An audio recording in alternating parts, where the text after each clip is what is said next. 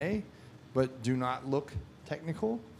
And in fact, I would tell y'all that most of the things we make are actually very technical in design and in make and in fabric or materials, but we don't even talk about it. We don't. It may not even be on the website. It may not. We may never mention it to you. We like to leave things that are pretty discoverable for the user, the consumer, and so we don't even really lead with it. There's a few exceptions to that, but for the most part, this shirt doesn't look technical, but it has about 20 things to it that actually make it pretty performance-based. But the whole brand was really built around this notion of it's we, not me, and it's about these shared experiences, the fun, the moments in between, the journey is the destination, and everything that we do, product and what we broadcast out, content and otherwise, most of it is involved around a shared experience or the fun little moments in between, and it's not a hero thing. It's not look what I conquered or look at this mountain I climbed, and it's about having fun. And so company's been around for about 9 years, and I joined, just had my 5th anniversary, longest job I've ever had.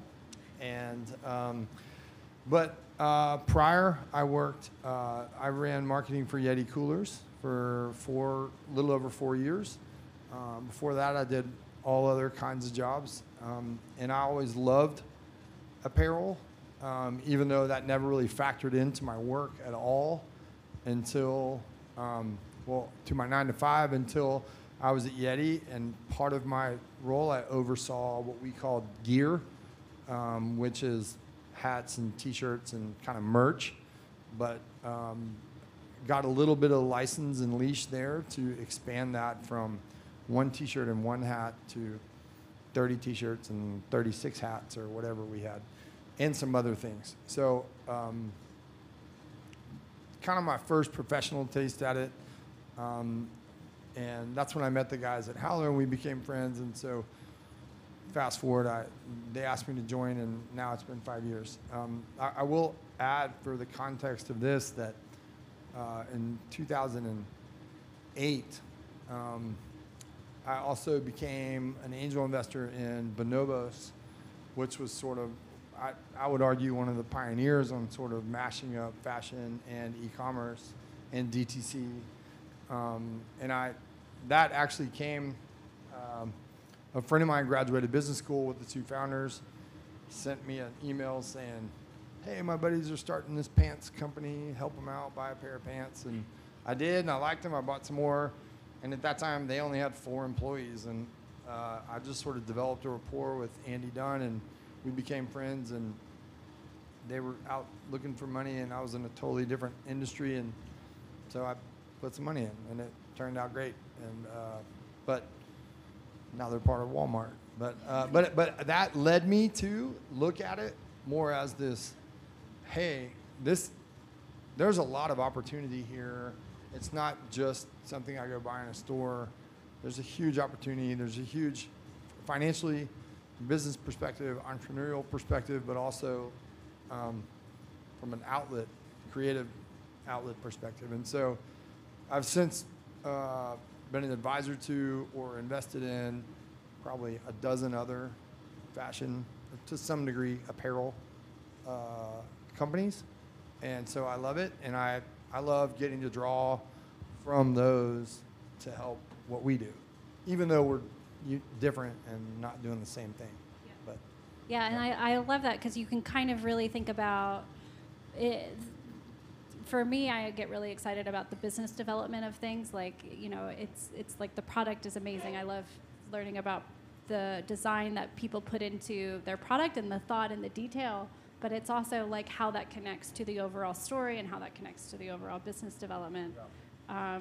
And thinking about it, a soapbox of mine is like every company should be technologically innovative in some way. Every company should be sustainable in some, like you should be thinking about these issues all the way through. It's no longer like the unique selling proposition for a company. So I want to go ahead and just kind of what we call lay a spill on here and start with kind of your advice for startups, as that are looking to get into this space, because I think it can be quite overwhelming if you're not a technical founder to, or, if coming from a designer perspective, how to get about really setting up your e-commerce site and starting to scale. So what's kind of right off the bat some of the initial advice that you have for new companies?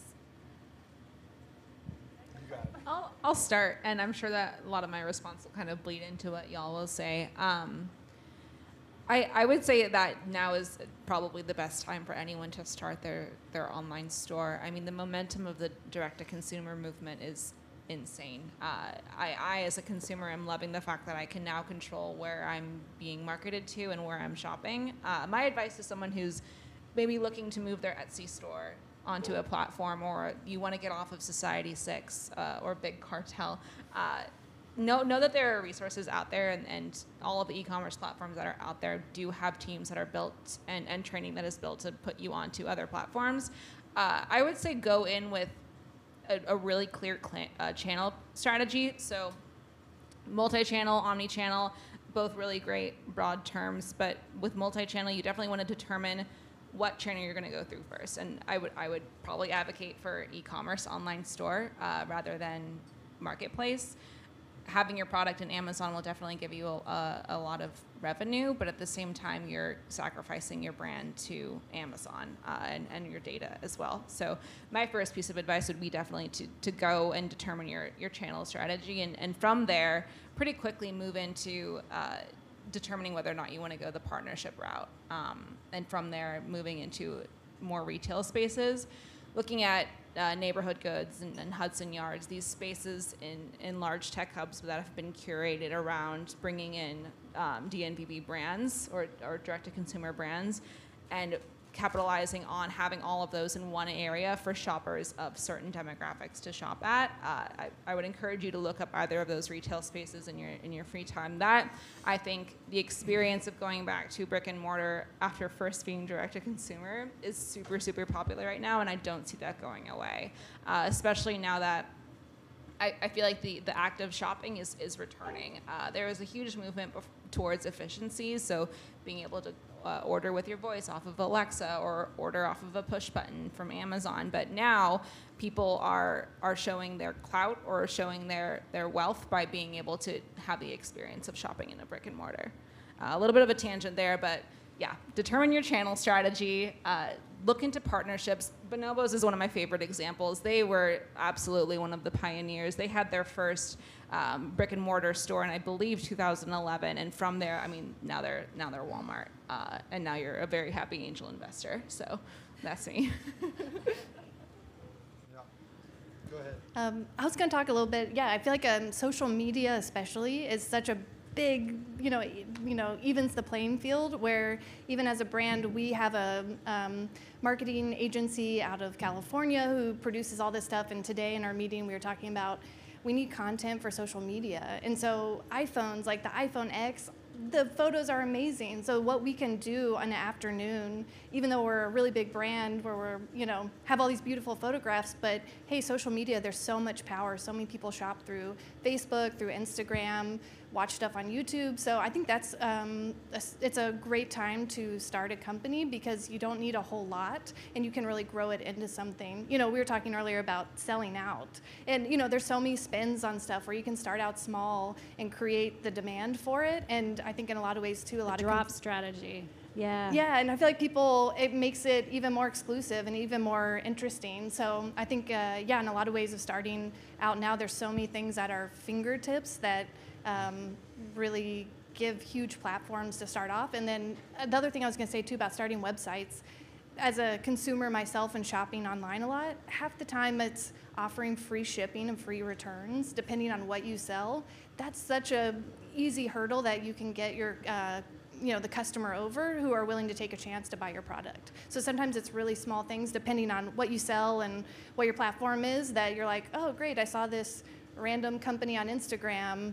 I'm gonna give them a shot because here's an opportunity. It's kind of no risk. And I think for online shopping, that's a lot of things that kind of get people over the hump of purchasing and trying out a brand they've never tried before is just cool. I can see what it looks like, and if the product is what I think that they're advertising, you're going to be really happy, and you're going to probably have a consumer for a long time with your product. So.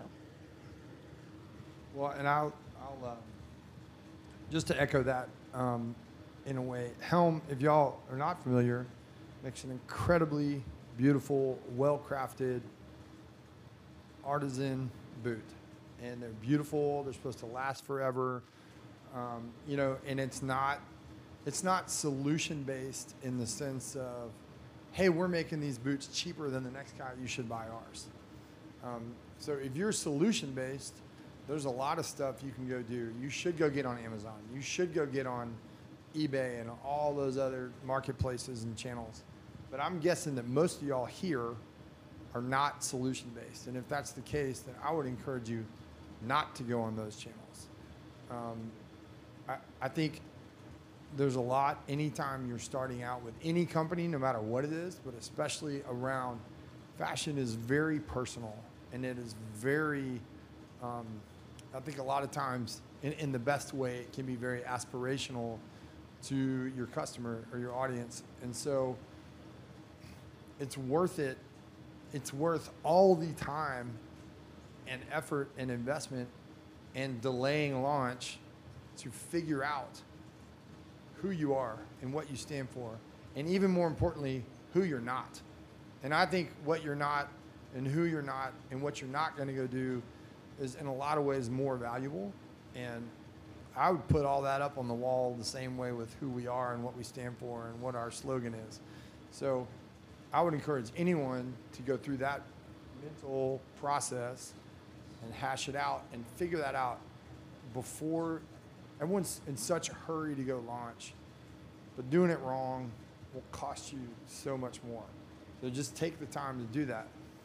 I would encourage all of you, and now you all know this because you're all consumers, and you all are on social, and you're web consumers, and you're analog consumers, and so go figure out what is right for your brand and your products, and that should really inform a lot about what you go do and what you build, what type of website you build, and even what products you're going to build. But then, I really believe that and to Corinne's comment, we're living in this incredible time where it could not be any easier to A, get sourcing figured out, B, transfer design in the matter of seconds to sourcing partners, and C, figure out a go-to-market mechanism so that, in this case, web and social, so you can get that to find your audience, get in front of them, convince them, and they get the product in their hands. And so, you can make all those decisions, especially if it was something solution-based, you can do that in about an hour. If you said, I want to make patches with roses on it, I can look up on my phone really damn quick about where to get patches made online, find a free rose image, turn it in, get patches made, get a quote. Okay, I got this product coming. I know it's coming here in 2 weeks. I can get a website popped up. I can get an Instagram handle. I can be selling rose patches or us in no time. But I think you all are probably all here because you care. You have more of an idea, and it's inspired. And so I think it's worth to invest in all those things. But we're in this awesome day and age where you have all these tools at your disposal, but there's also a lot of noise out there. And so I think it matters to think about who you are and who your ideal customer, what they look like. And so therefore, what's the content we need to go build ahead of time? Because guess what? The content engine does not sleep, and you need a lot of it. So how do we go plan for that? How do we plan to have awesome photos on our website? Photos do a lot. So do videos. You can accomplish a lot of that with an iPhone. But let's plan ahead of time and say, well, we're going to have this thing dialed so that when we do turn it on, we're ready to go and we're optimized to take advantage of it. Can you like walk us through your kind of content development process and how much you plan for, or do you have like an editorial calendar? Or Yeah. Oh my gosh, yes. So we have content is a huge part of what we do, and we're very sort of aspirational from a content perspective. So we do a lot of destination photo shoots. We do a lot here and regionally, but we do a lot internationally and things. And given the seasonality of our products and how far ahead of time we have to go design products in order to go get them pre-sold and manufactured and shipped and all that stuff, you know, I'm already, my fall 2019 product shoot is booked. I have about 6 other shoots that we're working on right now for various drops and special releases and things. But we sit down and map out in very broad brushstrokes. We map out the entire year, and then we narrow that down to quarter, and then it sort of rolls from there because things will change. Oh, these shirts are late getting in, so we need to push that back or whatever the case may be. And some of it's due to seasonality or if you're working with a partner, is the partner ready or did this take longer than we expected? But for us, we have, I look at it kind of like a big grid, and there's sort of our product launch, which drives most of it. And then we have content launch, which would be like if we went and made a film that is not really product centric, it's more lifestyle or brand centric. more aspirational, aesthetic? Yeah. And then we have, there's layers in there, and that is, for us, is web, email, social, video, and some of it's overlapping and intertwined, but we go lay all that stuff out all the time. And all the time we're adjusting it or moving it or sliding it forward or back. And right before I darted over here, we just moved something up from July to May 1. So I got to go figure out what does that shoot look like? Oh crap, I'm on it. Where we're going. But you know, it's a big part of what we do. And I think everyone will find, you'll see this as consumers, you see this, whether it's on a website or an Instagram page or on a Kickstarter campaign, the ones that have better photos and better videos always perform better, even if the product isn't as good or the deliverable isn't as good. So it totally behooves you all to go figure out what do we need to do there? What is our visual style, our visual voice?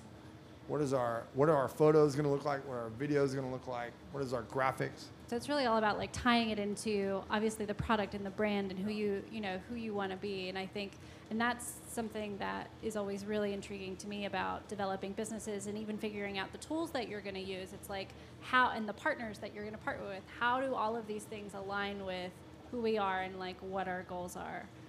Mallory, what is your kind of, content development look like in combination with your product development? Yeah, some of the stuff we definitely have planned out. So I feel like with any sort of company, you're like, awesome, we know we're going to reorder this and this new style, and then some stuff comes out of nowhere. So I think I'm a very organized person. Everyone works a little differently, and sometimes you're sort of behind on a project, but I think sometimes you roll with that, and then you're like, let's get a head start on the stuff that you can, and plan backwards. So for us, we definitely have like an email calendar. So we sit down and we brainstorm as a team. All right, we know we want to send 2 emails a week, and so you plug in stuff where it is, and we put out a Saturday 6 on Saturdays. It's just 6 like cultural things, those things where we're not selling a product to you. You come to us and you're open our emails because we add value more than just we're trying to sell you a product. So we know we have those, and then the rest of the content, again, it's just sort of creating and thinking about the fact of like, what do people want to read? What's relevant? At the end of the day, again, thinking about it as we're all consumers ourselves. you know, you unsubscribe from emails or you stop following someone on Instagram when it feels like they're not actually giving you valuable content. So I think more so of quality over quantity a lot of times too, that goes a long way. Like, great, you don't put out, you know, you send out one email a week, but that email is really awesome and it's inspiring and you do something different in there, your people are going to read that one email more than sending out 3 a week just hoping that they're going to open one of them. So we definitely have an email calendar. Social media, for us, Joshua, who's our founder and designer right now, does social media. He's, you know, in his 40s and has kids and is great on social media, but he's a little more, not as much of a planner, so he's often kind of pulling images, looking to see who's tagged us and stuff. So that's something we have a lot of discussions about, like, hey, here's the area that we should probably get a little bit further ahead on. And what happened, again, today we're sitting around talking about our month and what's coming out, and it's like, hey, we need some really great content for social media. That's where all of a sudden a gap came up for us. So what can we do ourselves? We all have iPhones. We've done this, you know, every couple months we do this, and especially with my background of like styling and doing photo shoots, in 4 hours, 4 of us can go and shoot all around Austin and have enough photos for a month to supplement anything else coming in. So again, there's some stuff we have planned. We have an agency. They, you know, we send them the boots that we have months in advance, and then sometimes you're like, all right, we kind of posted every version of whatever thing we could from that photo shoot, but maybe there's something more. Now this boot, it's springtime. Like, maybe people just want to see it in a fresh new way. So I think especially with like content, you plan as much as you can and then fill in the gaps with people you know. And also another great strategy is giving your product to influencers. I do a lot of the influencer marketing for us too. And so maybe you don't have money to hire a photographer or do other things, but you have a connection with people who can shoot your product well. That's a huge, you know, a huge market. So many people are, you know, also trying to start their own business. And so there's a lot of opportunity there, I think, to collaborate with a new photographer or a blogger or anything, you know. And then also there's people who are very established and they, you know, people who do affiliate marketing rely on products and brands sending them their stuff. So it's just kind of a big network of things. So yeah, I think get ahead as much as you can, and then the rest, you know, use what's available at your fingertips to fill in. And maybe it gets, I think with bigger brands and more people, it probably gets way more organized. But you know, at the level we're at, and I would say we're a pretty established brand, there's still just an element of, you know, sometimes you just have to figure it out and you know, be smart about how you solve each problem.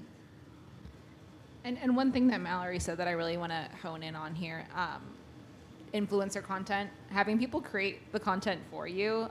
Look at Glossier, who just got valued at over $1 billion just a few weeks ago. Airbnb, we all know Airbnb. Both of them use user-generated content throughout all of their social, which is essentially when someone takes a picture and tags their product or tags the destination in Airbnb's example, and they just reach out and say, hey, can we use this in a post? And most of the time the answer is yes. Who doesn't like their photos being used? And if it fits the brand and it fits the aesthetic, you can make that work for you. I want to add just one last thing. I think one of the best advice that we often talk about, and I don't know if anyone follows Gary Vaynerchuk. I like his books and stuff. I feel like he has some legitimate things to say, but he says document, don't create, right? And that's always something that we have, you know, everyone's like, well, how do I be myself, or how am I supposed to post? I know we need to post to Instagram, or I need to be posting to stories or do this. How do I act natural? How do I do this? And I think that solves so much of the content when you're trying to figure out how do we do this? How do we do another email? Document rather than create. People want to know what your process is, and letting people into your brand. I think oftentimes it gives them a connection. It gives them a story. It tells them tells people who you are. So sometimes if you're stuck and kind of have a hard time, figuring out who are we and what those things are. Thinking about documenting rather than creating is an easy way to get unstuck and move forward. So, I've been thinking about that a lot actually, and kind of looking at some of the trends that are happening in the fashion industry right now, and kind of the opportunities going forward. And I think just the increasing importance of telling that story of the people behind the product, and thinking about like in the case of Howler Brothers, the detail that goes into it, and the idea that it's like this transitional, like you've thought about not only how it looks aesthetically, but also like the functionality of it, you know, so like the use of the boots for a lifetime, being able to like, have that story become a part of you, but then also tying back into telling the story of like who's behind different product and figuring out, you know, I think the e-commerce, your website, and any kind of online presence that you have is really the one space that exists everywhere that you can actually bring people exactly into, you know, who you are in your own space. I think the cliche is that a lot of designers want to have a store because they want to create their space in 3D, but you know, you can certainly reach so many more people, obviously online, and still create that aesthetic, that feeling all the way through, and tell that story. I'd even add that there's I'm laughing. Especially early on, there's a lot that you gain by sharing sort of this imperfect process or growth, and that it's not, you don't have this mega organization, or you don't have all the answers, it's not all figured out, it's not all polished. I think you gain, there's a lot of sort of humility and honesty and authenticity in that, and people identify with that. And if so, as you're honing in on your audience or building your audience, I think there's a lot of value in that, even if it's imperfect, even if it's showing, well, this one's screwed up, or this doesn't work, you know, or anything, or the process, or the,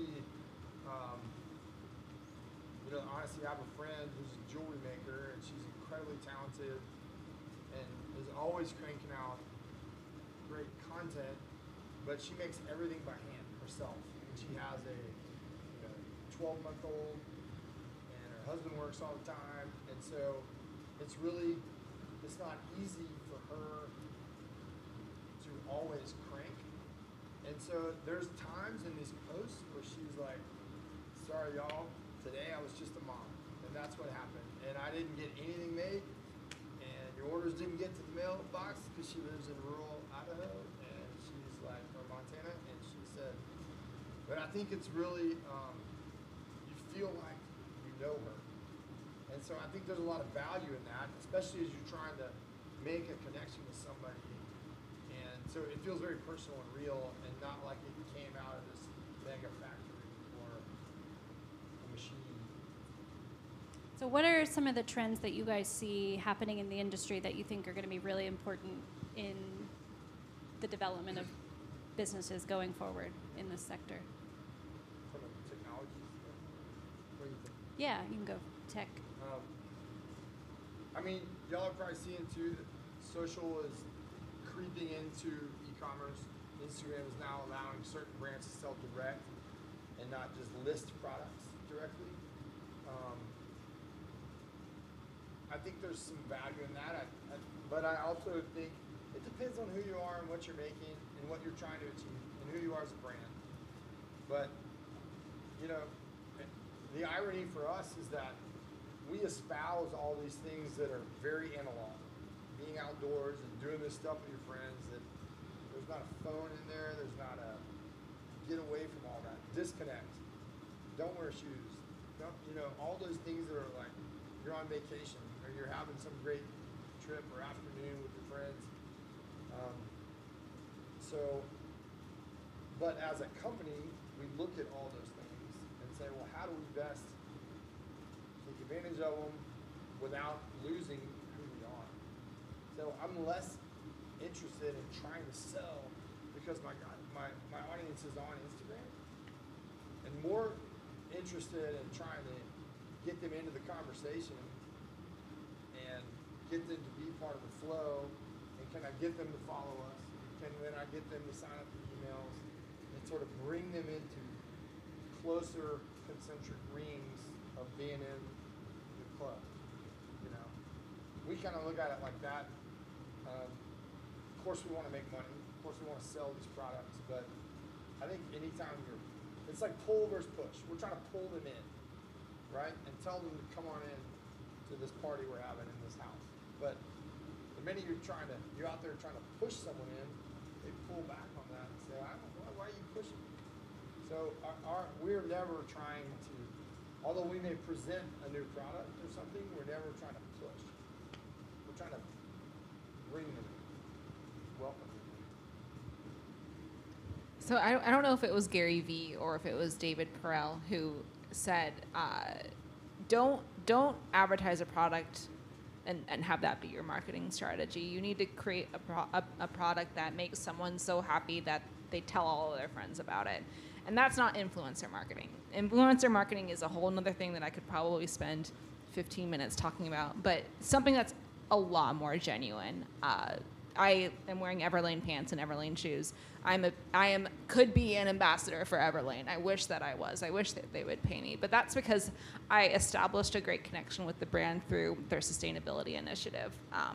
I would argue, I just spent a whole day with all of our technology partners at Big Commerce.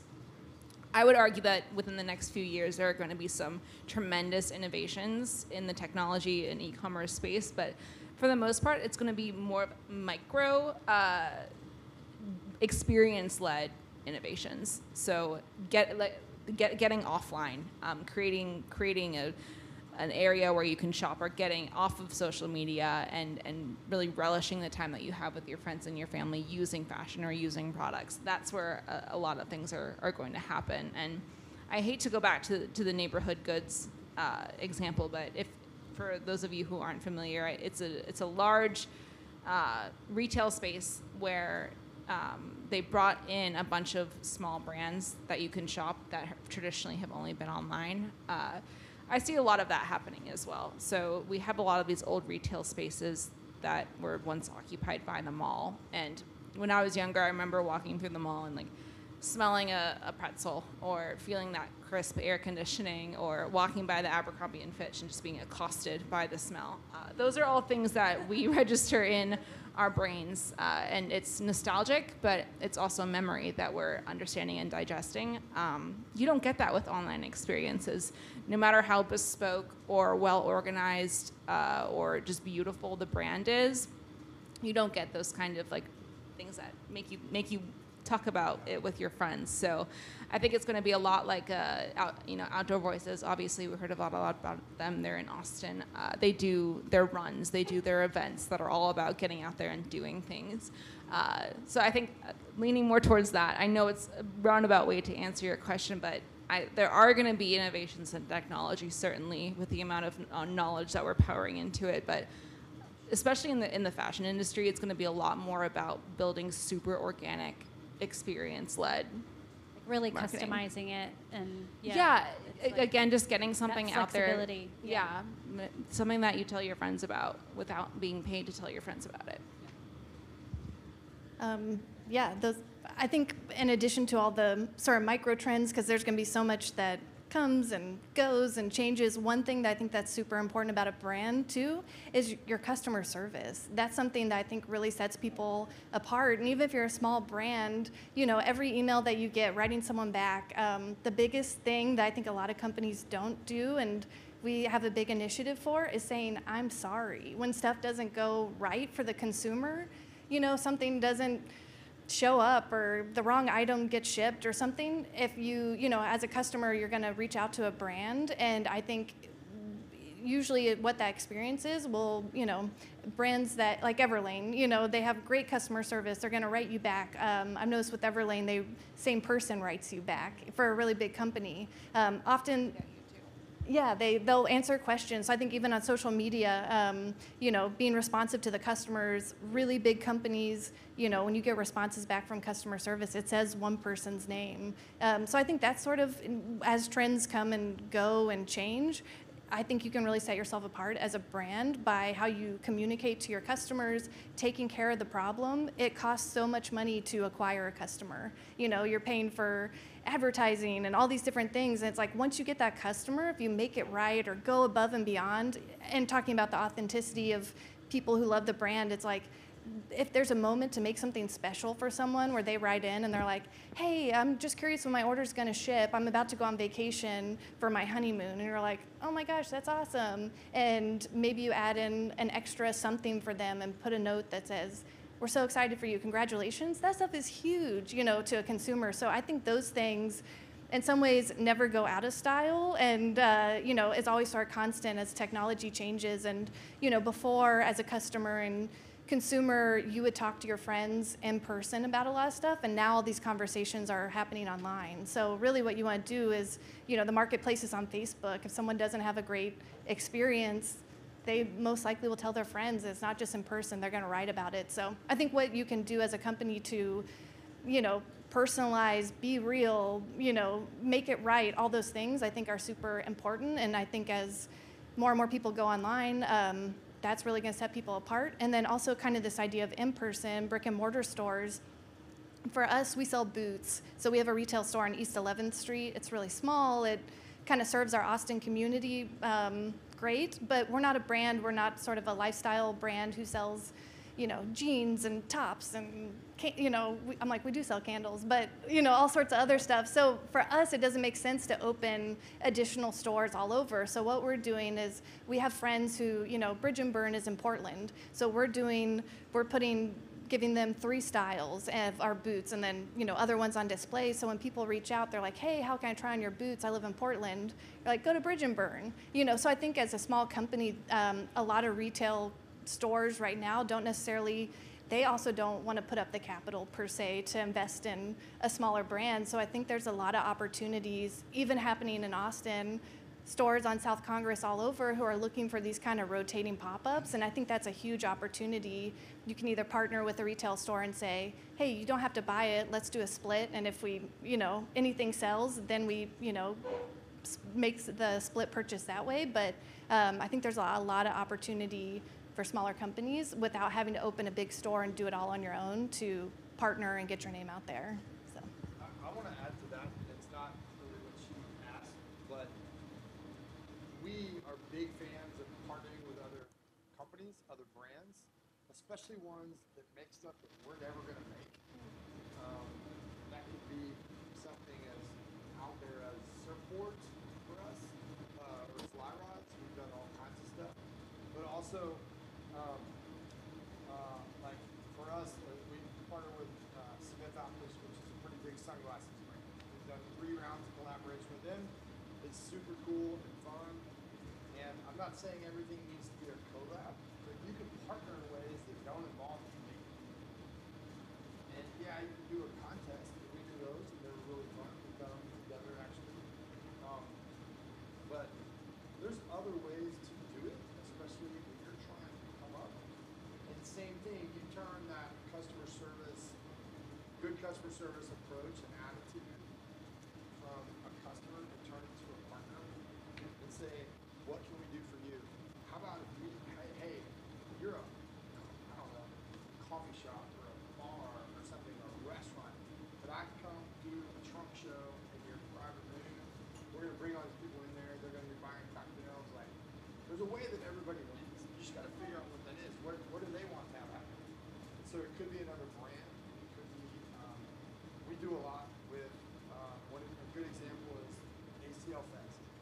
So this is going on this September will be our 4th year we've done a special collaboration with ACL Fest.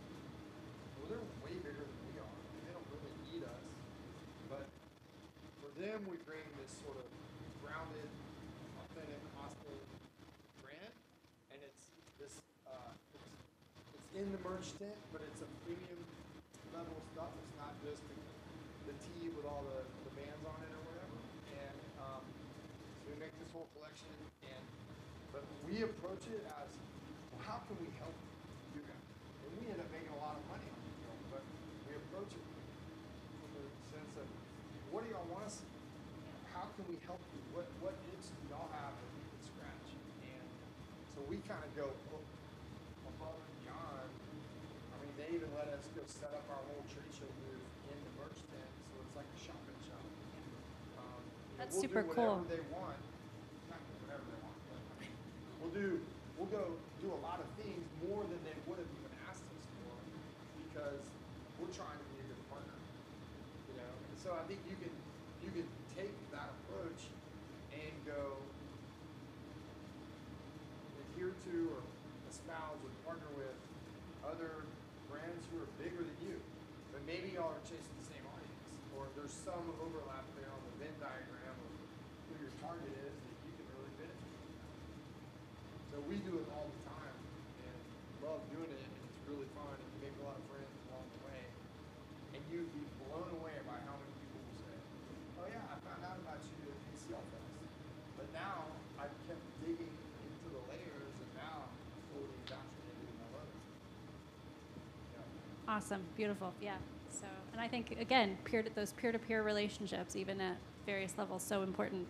So, well, thank you guys. Before I open it up to the audience for questions, where can people find you online? Helmboots.com. Helm Boots on Instagram, and then my personal Instagram's The Rebel Stylist. That has some of my styling stuff. But yeah, helmboots.com is and East 11th Street. So.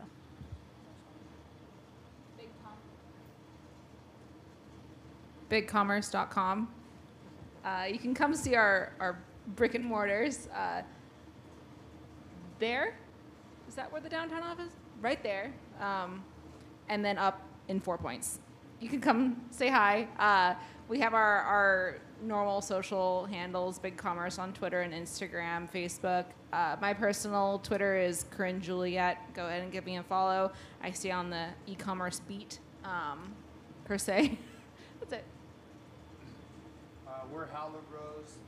HowlerBros.com, and then on all social, it's Howler Bros. And please come check it out. Even if it's nothing more than just get our take on approach about how to do it. All right, awesome, thanks. And I'll go ahead and open up to questions. Yep.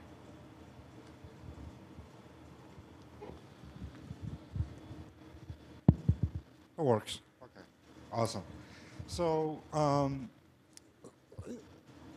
it's really, really basically very valuable information you guys provide.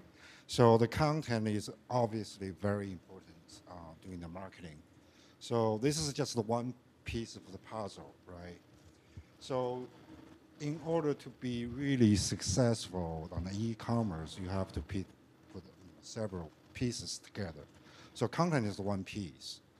So I'm asking, because you guys run the brands, so the key of the success, the e-commerce, is really the traffic. So, I mean, none of you talk about the traffic. So my question is, how do you drive the traffic to your website? What channels, basically, you think that drive the traffic most? And is mobile, or is it basically computer web, or is basically vertical channels like Facebook or whatever, Instagram? So that's actually the key to be successful. Without the traffic, no matter how good your content is zero. So I wanted to basically you guys tell about this, the traffic.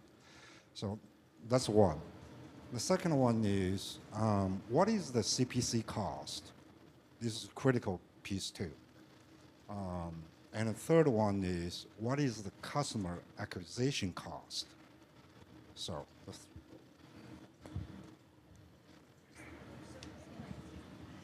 To repeat your question, just to make sure that we understand it, talking about traffic, what channel do we see?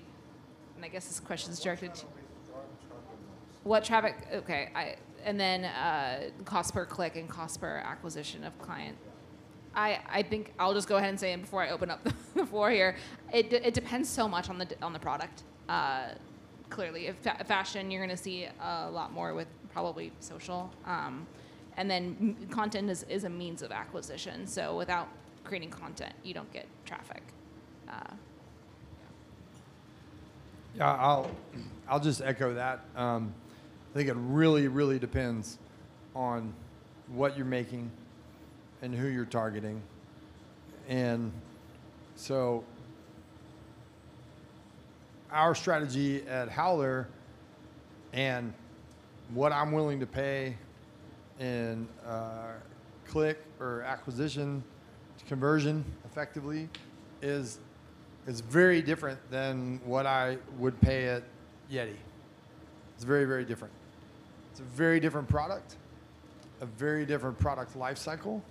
There's a lot of factors that go into that, and margins are very different, and everything's totally unique. So it really just, I think you really got to figure out, again, I'll go back to my first statement is, who are you? Who are you not? Who are you trying to target? What do you want to be, and what's your voice? And so a lot of that also informs of where you go, which is the channel. And if you are design forward, then I would argue that that should lead, and you're going to convince and sway people based on your product, not on budget, not on being $5 cheaper than one of your retailers or some competitor. So it really just depends. And so for us, I'll tell you that I do search. I hate it. I loathe it. It's so soulless, but it's kind of this necessary evil. I know, I'll put it into this perspective. I have a super healthy understanding of what our margins are. I know what our average order value is online, which is pretty tied to our free shipping threshold. We do free shipping at $99. Average order value is $114.08. So it's right there. And from our product mix, there's a pretty easy way to get to that number. Shirt and hat, pretty simply, a woven shirt and a hat. But it's going to vary for everyone. So you got to look at all those things, factor it all in, make your own decisions. I hate search. And back to my other comment about push versus pull. There is the way we look at things and sort of whiteboarded out is, I don't need to shove everyone to the cash register. And that shouldn't be from a content perspective, from a marketing perspective, it's not my primary concern. I want them to get there eventually. I want them to get there on their own decision, not on some gimmick or not on some sales trick or whatever, but because they really, really want to be a part of this. And they want to wear that shirt or be a part of this aspirational image that we're putting up there. And so for us, there's an objective in getting a follow, because that's tuning in to an audience in some degree. I can then take them and follow and say, I'm trying to get them to sign up for our emails. We do emails twice a week as well. Our email conversion rate is pretty great. So if I can just stepping stone them to signing up, once they're on email, have a really good understanding of what my attrition rate is and then what my conversion rate is. So it's just a process. But I don't have to skip from A to Z and get them all the way there. That's how we look at it. For us, the top traffic source is still organic. So we do a lot of blog posts and strategize the blog posts. We have a lot of very smart tech people who consult for our brand. So we've been lucky with that. So that's a easy way. If you have a website that you're selling products online, create blog posts that are relevant for those key search terms for people to come and stumble onto your website. And then we also have a performance agency. That's a thing of now that being a part of a larger company, realizing that really big companies pay people, and there's a lot of competition for your dollars to spend, bigger company dollars, but it's a numbers game. So you're trying to get a certain number of people to your website because you think out of that certain number, certain people will purchase. But back to content, of that content drives people to the website too. So all the content that we're creating is what the performance agencies are using to market on Facebook. So they're adding some extra words and some extra stuff around it, but it's all the same images that we're creating ourselves. And sometimes it's the stuff that you take on, your iPhone, the content that you're creating that does really well, that people really resonate with and are like, that's kind of cool, I'm gonna click on that. For us, Facebook does super well. I think for most fashion brands, a lot of traffic comes from Facebook. We also do a lot of Instagram advertising. Yeah, I'm not as familiar with all the ins and outs of everything, but like I said, the bigger the companies are, you hear stories all the time of like, great, so-and-so, makes $15 million a year and they spent 10 million of that in marketing, so I think there's a lot of things like that too as you look at big brands and you're like, oh yeah, okay, that's how they get all that, that's how they get all the traffic. But even if you don't have a ton of money to spend, you can set your own parameters on Instagram advertising, and there's a lot you can do yourself. And kind of going back to, again, the content, create really good images that really resonate with people, and that can look and feel all sorts of different ways, and that can, there's a lot of power behind what you can do on your own. But to really get there, there's also a lot of dollars that get spent. We have a high price point. Our boots are $399. We have shoes that are $285. We offer $50 off your first purchase. It is a big chunk to get people to convert to make that first purchase. So we know that their lifetime value as a customer is much higher. So once you have that consumer and they've made that first purchase, you really got to do what you can to make them happy. And usually you keep them, and then they come back and they buy more and more. Or they tell a friend. So yeah, it takes quite a bit more than you think to maybe get someone with the advertising dollars to kind of capture people who don't already have eyes on your brand, but once hopefully they make that conversion, then they're going to be with you for a long time. So. And the first thing a performance agency is going to ask of you is, please send us a huge Dropbox of all this awesome content. That's the first thing they want. So I have another question though. It's really great. Thank you for sharing that information. So what is the return rate? Online return rate? Like return purchases? Yeah. Actually, that's something that we're talking a lot about now. Ours have been really low for the footwear. We've kind of had a big spike in the last month or two. So part of what I've been doing the last weeks is going through all the returns, trying to see what's the data, what are they saying, is it too big, is it too small? We've invested, there's something called Shoe Size Me. It's a company that you can click, and so we've only been with them a month. They, say, hey, pay us, we'll put this on your website. We think your returns will go down. The, reality of it is we're still trying to kind of hone those things in. So yes, we've been lucky our return rate is lower, but as it sort of spiked in this last month, we've been talking a lot about, all right, do people understand that we offer free shipping, free returns on exchanges? Is there a point between when they've made their purchase to when their purchase arrives that we need to be educating them further about styles or the leather, how to take care of it? And then also something that we've been talking about is, great, so they bought boots. It's a lot of first-time customers. We offer that $50 off. They buy the boots, whatever reason, didn't like the style, didn't fit, send it back. Hey, is there now an email we can send to that person, give them a different code and say, hey, come back and try it again. We still want you to have that $50 off your first pair, find your first pair. So it is a challenge. I think that is one of those things for every brand. It's a little different, and especially for boots and shoes, it has to fit. It has to feel good, and at a higher price point, it has to be, something you want to keep. It's not a quick sort of purchase. Most people, it's an investment for. I'll just add, all of you, if you're dealing with fashion, you will be faced with this unsolvable Rubik's Cube of fit. There's no way to fit every single person, unless you're making bandanas, there's no way to really solve it. You can get really good about it. You can inform about it. That's a huge part in any apparel business about returns and exchanges. And it's really good and important to understand that. Offering free shipping both ways is good. And most of the data shows that somebody might receive something they bought and not like it and try it on and say, actually, I don't want that. I'm going to return it.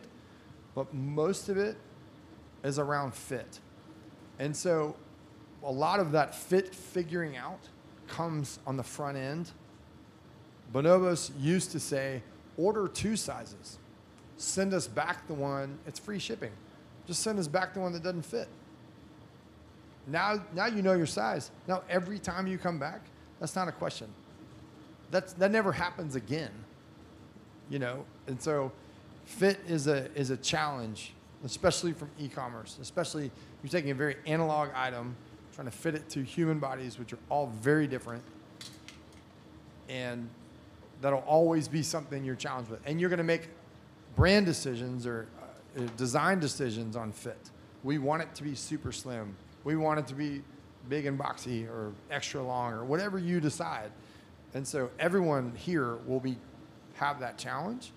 So it's worth considering, how do we message that up front? Here's our fit. It's narrower than most, or we do it on the European scale and that looks like this, or whatever it is. So putting that out there and educating into that, like putting that in lots of different places on the website, and even on your return exchange process. But then, just knowing that and messaging to that and managing to that.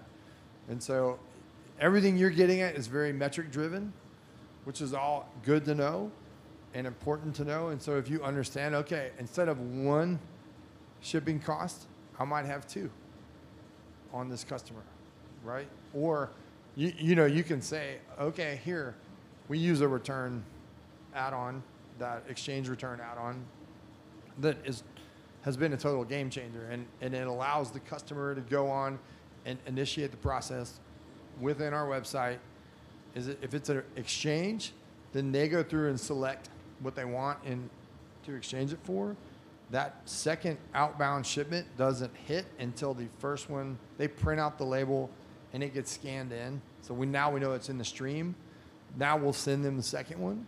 So we're not out that second unit. There's a lot of stuff like that where technology can really help you, and you can compress the timeline and compress the effort and the cost. But fit, have an opinion on fit, and message to that. So both your, sorry. Yeah. Very nice. This is a You're gonna private get in session we're trouble. having over here. So both your brand offer free shipping both ways. It depends. Yeah. We have a price threshold at $99 for it to get to the free shipping. If something is damaged or it's wrong, heck yeah, that's on us. Back to the customer service thing. We're going to make this right. A lot of times we even go above and beyond, and we'll 2-day it or overnight it. If they have a trip coming up, we're going to overnight that to you. It's going to be there in the morning. We'll do all that stuff. But if it's just, actually I don't want it, or I need a different size, our policy is that there is a restock fee, but a lot of times we end up waiving that just to be, go above and beyond on customer service. Makes them feel like they're getting something, a little something. And our free shipping's special. above $50. I should say that. We have laces, I think, and a couple other, but most of our stuff's so for that. So. Right. She had a question over here, so I'm going to get it. Type my question, sorry. So how do you go about sourcing products and finding partners? I know there's a lot of private labeling around, but what about manufacturing in small runs? Like, how do you find new Yes. people out there to work with? Yeah, I feel like, again, a lot of, for us, we get a lot of social media emails, but I think really if you can talk to the person in real life, that is half the battle. So I think making other people aware, if you're just kind of cold emailing or trying to reach out to brands, one thing I noticed with all the emails, so many people don't even take the time to write your company's name or say anything about the brand itself. So it's like, hi, I'm really, we sell this. We think our product would fit great in your store. So I think especially if you're trying to reach out and make connections, one thing that would set you apart from truly, I feel like 99% of emails and inquiries that people get is take a moment in the very first couple sentences, say something that relates directly to the company, something you like about them, some trend that you've seen them doing, make it really personalized. And then I think the hurdle sometimes of getting someone to email you back or pay attention or click on the link to even look at your product to say, does this work? I think personalizing it is a huge way that would set you apart from the crowd. And the second one was, how do you go about finding a manufacturer who does small runs? Is it for cut and sew? Yeah, maybe. It can be.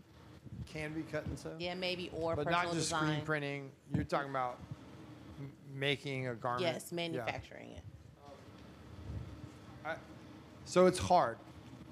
And I'll tell you this, that's one of the things in this industry that is very much secret sauce and hidden recipe. And a lot of people don't really want to share. Or if they share, it's sort of their backup or their second string or whatever. And so it is hard. I think what you can do is one good way to go about it is to network with people that used to work at brands who you think are doing it right. Designers, especially, who have these relationships. But, again, it may be there's sort of a power in the knowledge. Not everybody wants to relinquish the power. But I think you can find, depending on what you're looking for, you can find smaller shops that do this. There's actually a few of them here in town that do cut and sew manufacturing. And it may not be what you want to do at scale or in bulk, but to go get samples made, heck yeah.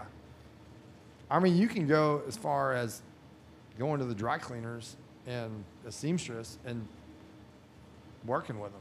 It may cost you more to get that prototype, maybe hundreds of dollars to get this prototype, but it works. You can get it done. Find a friend that sews. Find somebody on Etsy who's making stuff and selling it and say, can I pay you to make my prototype or to take my patterns and cut it and make me 12 samples? Size run. Everybody on Etsy is hustling. Everybody. They all are looking for money one way or another, and most of them are selling doodads and trinkets, so they will totally go for that. Yeah, I was gonna add to that. I have a friend in town who does jewelry, and she was making acrylic bracelets and stuff, and reached out to someone on Etsy because to do acrylic it requires a special machine, and so she's kind of partnered with someone. So that's a way. Sometimes it is just finding the person who kind of already does or creates the product that you're doing, and they might be willing. Everyone is trying to increase their revenue stream, and they might be willing to, create your product as well. All right, last question right here. With your brands, before you launched, did you lay it down like a lot of groundwork firsthand, a lot of detail, or did you just launch your brand and then kind of go with the flow and adjust your strategy accordingly? Is one better than the other? It's a good question. Since Helm has been around for almost, 9 going on 10 years, I feel like the brand has gone through a lot of evolutions, especially with the changing of social media. When I was doing the styling a couple years ago, vintage Levi's were just kind of coming into trend, and I was like, hey, here's a thing that a lot of people are interested in. No one knows how to fit them. That was sort of a thing I did. So with that, I started really small and started putting on social media and hosted parties at my house, and people came over, and that kind of rolled along. I think if you're trying to build something much bigger, always having a bigger plan, and especially if you're investing a lot of money up front to plan everything out, is probably the way to go. But depending on what it is that you're doing, sometimes just starting, letting people see into the process, creating a community, creating meetups for people and doing that, that's a way you can grow while you're figuring it out and growing as well. It's just sort of different strategies of the risk involved as you're trying to build it, I guess. I think there's two components to that, at least maybe what you're getting at is product and distribution or sales. From a product standpoint, my partners started out and said, we don't just want to start out as this t-shirt and hat brand, because that's super easy, but we don't want to do it because it is super easy. So they spent the extra time and ended up being about 2 years really developing the brand and really developing the voice, but also the product and how to source that. And so when they launched, it was a full cut and sew. It's not as broad as it is today or as deep, but it was multiple shorts, board shorts, knits, wovens, short sleeve, long sleeves, custom made tees, hats, all this stuff. And so that was just their decision as a brand and a company of where they wanted to go. We've certainly expanded beyond that in items and styles and SKUs and technologies and all that stuff. But it was there was a vision, and to her point, I think having a vision and saying, okay, we're willing to start at this point, but we're going here. And then I think from a distribution standpoint, they started off with the idea that this is going to be online only.